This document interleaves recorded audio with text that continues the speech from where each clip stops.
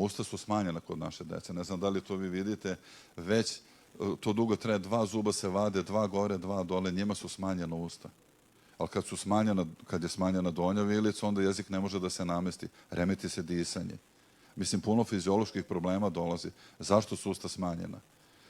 4 zuba se vade, jer donja vilica nije razvijena, nije ni gornja. I ako oni jedu mekanu hranu, to je isto velika greška roditelja, eto to, kad bi to svi čuli pa bi bio srećan. Znači, tvrda hrana, pritiska, znači jake ove strukture, koštane se razviju od pritiska. A roditelji nekad daju mekanu, miksanu hranu do 2. 3. godine. I onda imamo problem. Prvo, ne napravi se mesto u pubertetu za zube kada krenu, a drugo, i gornja vilica koja mora ovako da se raširi.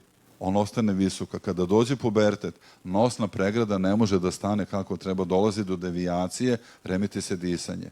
I puno drugih nekih problema. Znači, tvrda hrana samo po sebi šalje milijardu impulsa u mozak, a mekana ne.